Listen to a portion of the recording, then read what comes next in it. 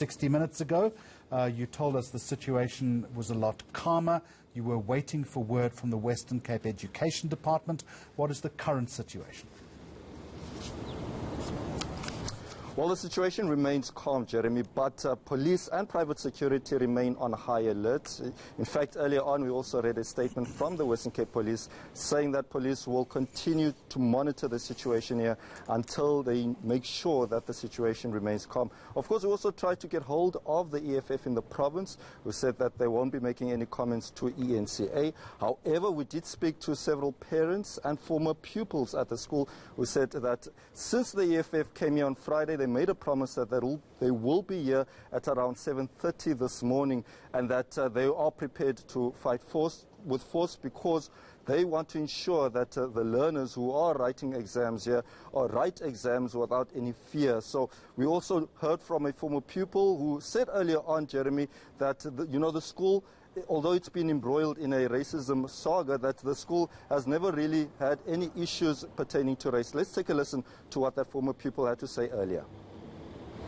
We've been here since 7:30 this morning, waiting for them, because they sent out a poster saying at 7:30 this morning they're going to come here and we're going to fight. So since 7:30 we've been waiting down there on that side by the primary school, but only at about 9:30, 10 o'clock they came with one bakkie, about plus minus 15 to 20 people at the back, throwing some stones, and then everyone came up here because allegations were that they're going to come up here now.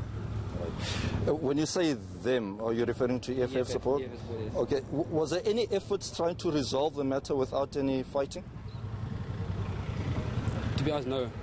No, we were just fed up of the allegations and what they want to do to our people here at our school, so we just took action into our own hands.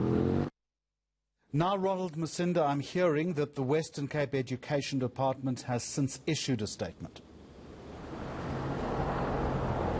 Well, we are waiting with bated breath, Jeremy, because they did promise to issue that statement a short while ago. We are been told by the spokesperson of the Western Cape Education Department that the statement will need to be approved by the head of the Western Cape Education Department. So we're still waiting with bated breath to receive that statement, but they've since commented about the situation that first took place here on Friday, saying that, the school, they are distancing themselves because to their knowledge the school knows that there shouldn't be a matric ball. They even received a letter saying to that effect that given the extent of the pandemic, that COVID-19 will hamper any progress made in terms of having matric balls throughout the province. We also heard from an activist, Fidel Adams, who says that he supports the actions of the parents who attacked EFF supporters, saying that the most important thing is for learners to study, given the difficult time that many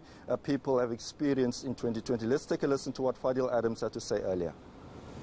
I came to observe the madness. In a country as racially divided as this one, I believe what happened today is needed so that the dialogue can start. You see, from where I stand, this might have been a misunderstanding. It might have been racism in its purest form. However, there are channels. There are places where you can go and lodge your grievance, like the Education Department, like the Human Rights Commission. But to come out here and intimidate and stop people from writing the exams, that is just criminal. And Ronald, what do we know about the single person that was arrested? Well, he's a 39-year-old male who has been apprehended by the police for discharging a firearm. We were also told that he pointed the firearm at EFF members. So we do know that this male is in police custody. We do also have also obtained a soundbite of this male speaking to our colleagues at ETV. So we are sooner to hearing more details about the whole incident. We are led to believe that around 5 or 6 rounds were fired during the protest action. And according to this male, he just tried to, warn EFF supporters not to be involved in any altercations with the members who live here, the community members. So in his defense, he was saying that he just tried to fire warning shots.